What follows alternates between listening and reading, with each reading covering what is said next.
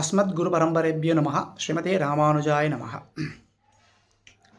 இன்றைய மினி பைட்ஸில் நம்ம பார்க்க போகிறது நாம சங்கீர்த்தனம். இந்த நாம சங்கீர்த்தனம் அப்படின்றத பல இடங்களில் பல பெரியவா முக்கியமாக குறிப்பிட்டு சொல்லியிருக்கா. சரி, இது பெரியவா மட்டும் சொல்லியிருக்காளா அப்படின்னா, ஆழ்வார்களும் சொல்லியிருக்கா, ஆச்சாரியர்களும் சொல்லியிருக்கா. அப்படிப்பட்ட விசேஷமானது இந்த நாம சங்கீர்த்தனம். சரி, இந்த நாம சங்கீர்த்தனத்துக்கு அப்படி என்ன விசேஷம், ரொம்ப பெரிய விசேஷம் உண்டா அப்படின்னா உண்டு. அது என்னென்னா, பவர் ஆஃப் நாம சங்கீர்த்தனம் அப்படின்னா என்ன அப்படின்னா, பெருமாளை நாம் அடையறதுக்கு பல வழிகள் உண்டு. நம்ம பக்தி யோகம், கர்மயோகம், ஞான யோகம் சொல்லக்கூடிய இந்த மார்க்கங்கள் வழியாக நம்ம பெருமாளை மோட்சத்துக்கு போய் சேரலாம். அது ரொம்ப கஷ்டம் அப்படின்றதுனால அது கலியுகத்தில் பண்ண முடியாது.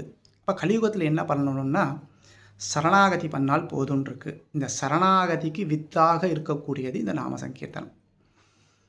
சரி, இதனோட பவர் என்ன, பவர் ஆஃப் நாம சங்கீர்த்தனம் சொன்னேன் இல்லையா, அது என்ன அப்படின்னா, இதுக்கு ஒரு ஸ்லோகம் சொல்லலாம்.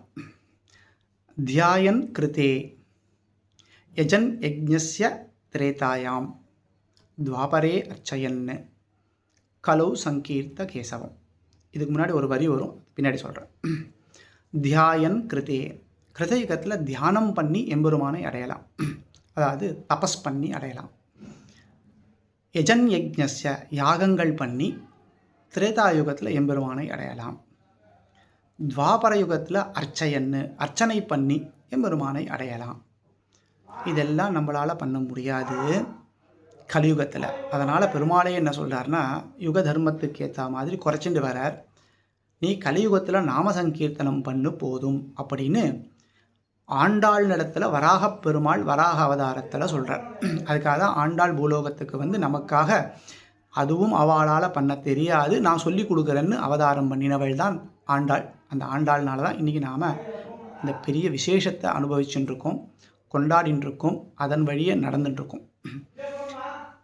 அப்படி இந்த நாம சங்கீர்த்தனம் விசேஷமானது. ஒரு வார்த்தை விட்டு போச்சு சொல்கிறேன்னு சொன்னேன் இல்லையா, தியாயன் கிருதே யஜன் யஜ்ஞஸ்ய திரேதாயாம் துவாபரே அர்ச்சயன்னு யதாப்னோதி ததாப்னோதி கலௌ சங்கீர்த்த கேசவம். சங்கீர்த்த கேசவம் கலௌ சங்கீர்த்த கேசவம். கலியுகத்தில் சங்கீர்த்த கேசவம், கேசவான்னு சொல்லக்கூடிய நாமாதிகளை சொல்லணும். கலௌ சங்கீர்த்த கேசவம். இது என்ன பலன் கொடுக்கும்னா, இந்த 3 யுகத்தில் நமக்கு என்ன பலன் கொடுக்குதோ, நம்ம கிருதயுகத்தில் தபஸ் பண்ணால் என்ன பலன் கொடுக்குறதோ அந்த பலன் இந்த நாம சங்கீர்த்தனம் பண்ணால் நமக்கு கொடுக்குறதுனா, இதனுடைய விசேஷத்தை நம்ம புரிஞ்சுக்கணும். அப்படிப்பட்ட விசேஷமான இந்த நாம சங்கீர்த்தனம் நாம் அனுபவித்து கொண்டாடி அதனால் சரணாகதி செய்து நாம் எம்பெருமானை அடையலாம், மோட்சத்தை பெறலாம் என்றது விசேஷம். ஸ்ரீமன் நாராயணா.